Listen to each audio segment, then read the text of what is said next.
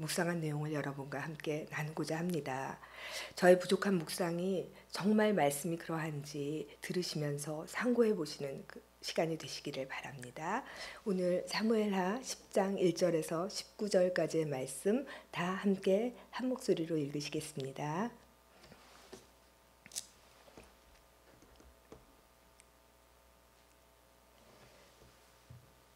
그 후에 암몬 자손의 왕이 죽고 그의 아들 하눈이 대신하여 왕이 되니 다윗이 이르되 내가 나하스의 아들 하눈에게 은총을 베풀되 그의 아버지가 내게 은총을 베푼 것 같이 하리라 하고 다윗이 그의 신하들을 보내 그의 아버지를 조상하라 하니라.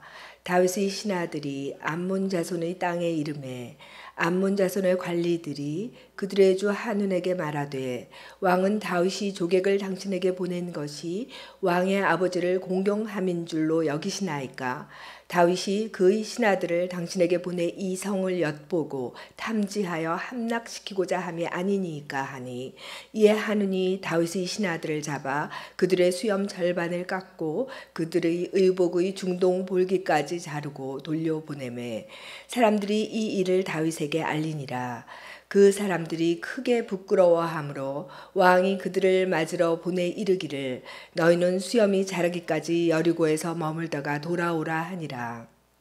암몬 자손들이 자기들이 다윗에게 미움이 된 줄 알고 암몬 자손들이 사람을 보내 벤르홉 아람 사람과 소바 아람 사람의 보병 2만 명과 마가 왕과 그의 사람 1,000명과 돕 사람 12,000명을 고용한지라. 다윗이 듣고 요압과 용사의 온 무리를 보내매 암몬 자손은 나와서 성문 어귀에 진을 쳤고 소바와 르홉 사람 아람 사람과 돕과 마아가 사람들은 따로 들에 있더라. 요압이 자기와 맞서 앞뒤에 친 적진을 보고 이스라엘의 선발한 자 중에서 또 엄선하여 아람 사람과 싸우려고 진치고 그 백성의 남은 자를 그 아우 아비새의 수하에 맡겨 암몬 자손과 싸우려고 진치게 하고 이르되 만일 아람 사람이 나보다 강하면 내가 나를 돕고 만일 암몬 자손이 너보다 강하면 내가 가서 너를 도우리라. 너는 담대하라. 우리가 우리 백성과 우리 하나님의 성읍들을 위하여 담대히 하자. 여호와께서 선히 여기시는 대로 행하시기를 원하노라 하고 요압과 그와 함께한 백성이 아람 사람을 대항하여 싸우려고 나아가니 그들이 그 앞에서 도망하고 암몬 자손은 아람 사람이 도망함을 보고 그들도 아비새 앞에서 도망하여 성읍으로 들어간지라. 요압이 암몬 자손을 떠나 예루살렘으로 돌아가니라. 아람 사람이 자기가 이스라엘 앞에서 패하였음을 보고 다 모임에 하다데셀이 사람을 보내 강 건너쪽에 있는 아람 사람을 불러내매 그들이 헬람에 이르니 하닷에셀의 군사령관 소박이 그들을 거느린지라. 어떤 사람이 다윗에게 알림해 그가 온 이스라엘을 모으고 요단을 건너 헬람에 이르매 아람 사람들이 다윗을 향하여 진을 치고 더불어 싸우더니 아람 사람이 이스라엘 앞에서 도망한지라. 다윗이 아람 병거 700대와 마병 4만 명을 죽이고 또 그 군사령관 소박을 치매 거기서 죽으니라. 하다데셀에게 속한 왕들이 자기가 이스라엘 앞에서 패함을 보고 이스라엘과 화친하고 섬기니 그러므로 아람 사람들이 두려워하여 다시는 암몬 자손을 돕지 아니하니라. 오늘 본문은 사무엘하 10장의 말씀입니다. 사무엘하는 지금 두 권으로 상하 두 권으로 나뉘어 있지만 원래는 한 권의 책이었다고 합니다. 사무엘서는 그 마지막 사사인 사무엘로부터 왕정 시대의 첫 번째 왕인 사울 통치, 다윗 통치 시대까지의 이야기를 기록하고 있습니다. 사무엘서의 주제는 얼마 전 담임 목사님께서 말씀하셨듯이 하나님이 세우시고 견고하게 하신 다윗 왕조입니다. 사무엘서는 사무엘과 사무엘 이후의 선지자들을 통해서 쓰여졌고 저작 시기는 솔로몬 왕조 말기와 분열 왕국 시대를 살고 있었던 때 분열 왕국 시대의 초기쯤으로 보고 있습니다.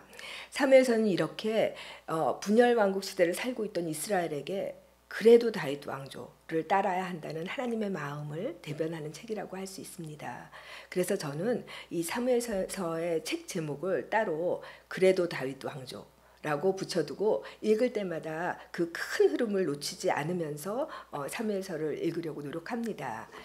오늘날과 같이 그 언론이 발전되지 않았던 그 시대에 이스라엘 백성들은 사울과 다윗 그리고 솔로몬에 대해서 뭐 긍정적인 혹은 부정적인 그런 소문들을 많이 들었을 테고 또 말기 그 통치 말기의 그 솔로몬의 타락과 죄악에 대해서도 어느 정도 들어서 알고 있었을 것 같습니다. 그래서 그들에게 있었던 질문은 그 솔로몬이 죽고 나서 이제 북이스라엘의 여로보암과 남유다의 르호보암의 통치가 시작된 시점에서 이스라엘 백성들은 도대체 우리는 누구를 따라야 하는가? 라는 질문을 가지게 되었을 것입니다. 그래서 그 질문에 대해서 사무엘서는 하나님이 그래도 하나님이 세우시고 하나님이 견고하게 하신 다윗 왕조를 너희가 따라야 한다라는 것을 이렇게 권하는 그런 책이라고 볼 수 있습니다. 그 중에서 오늘 그 사무엘상의 내용은 제가 지금 이렇게 큰 그 그림 사무엘서 전체에서부터 지금 10장으로 조금 좁혀가고 있는 중입니다.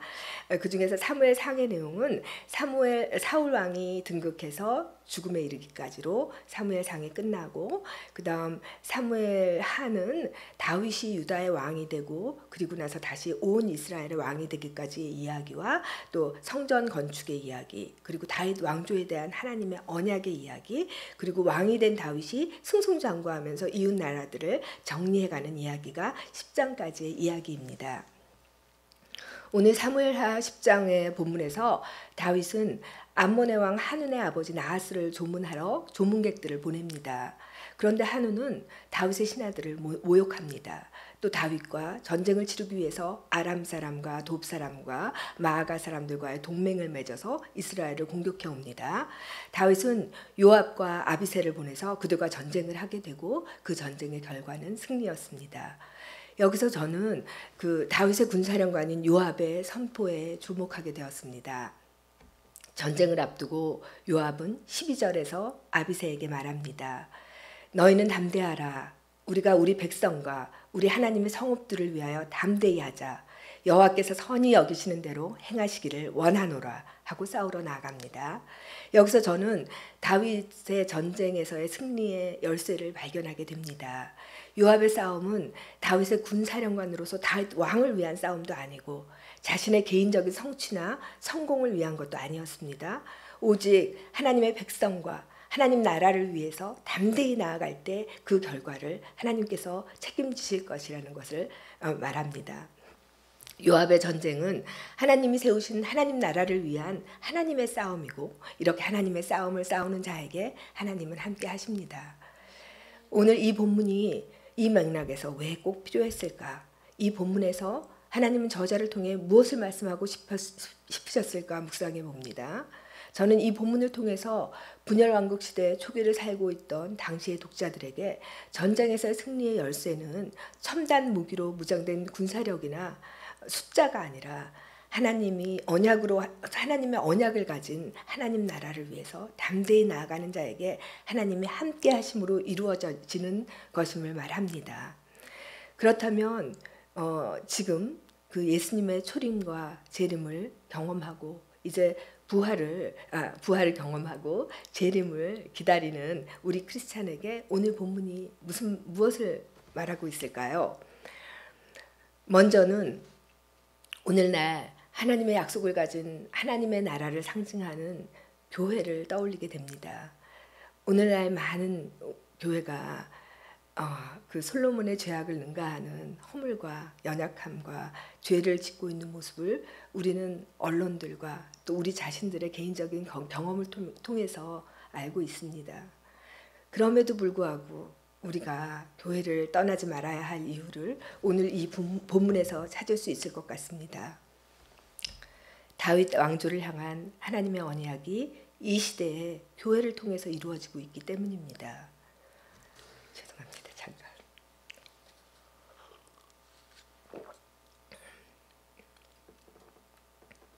하나님의 언약을 가진 교회를 떠나지 않고 교회를 사랑하는 성도에게 주시는 하나님의 약속은 하나님이 함께 하시며 책임지실 것이라는 것입니다. 물론 우리는 교회를 선택하는 데 있어서 이 교회가 정말 하나님의 언약이 있는, 하나님의 언약 안에 있는 교회인지를 분별해야 합니다. 두 번째로는 하나님 나라의 언약을 가지고 증인된 삶을 사는 우리 각자에게 주시는 하나님의 약속을 오늘 본문을 통해서 보게 됩니다. 우리의 인생 전체를 혹은 우리 인생의 이 일정한 시즌을 혹은 또 오늘 하루를 하나님 앞에 드리며 담대히 나아갈 때 그 결과를 하나님께서 책임지실 것입니다. 이 아침에 이 본문을 묵상하며 저는 그 증인의 삶을 살기도 전에 미리 결과를 예측하고 두려워하거나 움츠러들거나 혹은 포기하려고 하는 그런 저의 모습을 발견하게 됩니다. 잠깐 저의 간증을 말씀드리면 저의 친정아버지가 올해 91세이십니다. 평생 동안 돈을 너무나 사랑하시고 섬기셨던 아버지에게 저는 많은 상처를 받으면서 자랐습니다. 하나님을 만나고 나서 저는 정말 치열하게 아빠를 용서하고 아빠를 사랑할 수 있게 해달라고 정말 많이 기도했습니다. 그리고 정말 하나님의 은혜로 아빠를 정말 용서하고 사랑할 수 있게 됐습니다. 그런 아버지한테 저는 수차례 영접 기도를 시켜드리기도 하고 복음도 전했지만 그 영접 기도는 그냥 영접 기도일 뿐 돈을 섬기시는 그 마음과 돈에 대한 집착 이런 것들은 변하지 않는 것 같았습니다. 그리고 하나님에게 전적인 항복이나 회개 돈에 대한 내려놓음 이런 것들을 제가 확인할 수 없었습니다. 그래서 제가 너무 마음이 낙담되었던 것 같습니다. 영접 기도가 무슨 소용이 있을까? 영접 기도를 하신다고 해서 정말 구원 받는 걸까? 저렇게 돈에 대한 집착이 아직도 저렇게 강하신데 하는 마음에 제가 약간 낙심되고 포기하는 마음이 있었던 것 같습니다. 그러던 중에 제가 이 말씀을 준비하는 과정 중에 있었을 때 하나님이 간증을 주셨습니다.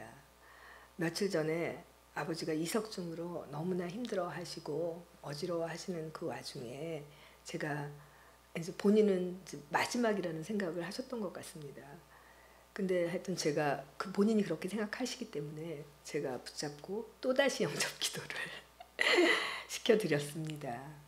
영접 기도를 따라 하셨지만 저는 믿음이 없었습니다. 또 이제 몸이 나아지시면 이전으로 돌아가실 거라는 그런 믿음을 가졌던 것 같습니다. 그런데 며칠 전에 아버지가 그 영접기도 후에 이제 며칠 후에 다시 제가 아버지를 만나게 되었는데 아버지가 처음으로 자신이 돈에 집착하고 돈을 사랑하고 돈을 섬김으로 인해서 가족들과 저에게 준 상처에 대해서 진심으로 미안해하시고 회개하셨습니다. 성령님이 그 마음을 만지시고 움직이시니 제가 아는 아버지가 아닌 정말 어린아이 같은 모습으로 회개하면서 저한테 용서를 구했습니다. 우리는 연약합니다. 그래서 우리 아버지가 또 언제 또 다시 건강해지시면 또 완악한 마음을 내실 수도 있겠죠. 하지만 하나님이 하실 수 있다는 것을 저에게 보여주신 정말 획기적인 사건이고 기적이었습니다. 저는 하나님의 때를 알지 못합니다. 하지만 그 때를 위해서, 하나님 나라를 위해서 우리가 할 수 있는 현재의 싸움을 싸우며 우리의 사명을 위해서 달려갈 때 하나님은 하나님의 일을 하신다는 사실을 처음으로 알게 하신 하나님께 감사드립니다.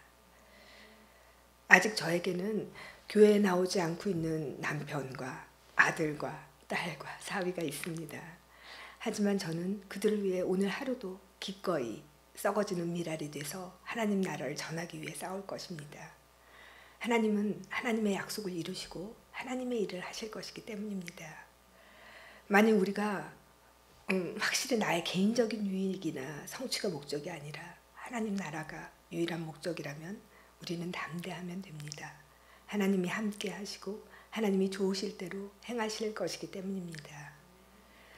오늘 하루 그렇게 우리 삶의 유일한 목적이신 우리 주 예수 그리스도로 말미암아 담대히 하나님 나라의 증인으로 살아내며 승리하는 하루가 되시기를 축복합니다. 우리에게 주어진 싸움을 싸우고 충성되게 사명을 감당하게 하시고 또 하나님의 신실함을 의심하지 않도록 우리 자신을 위해서 기도하고 또 믿지 않는 사랑하는 가족들과 친구들을 위해서 다 함께 한 목소리로 주여 한번 하시고 함께 기도하시겠습니다.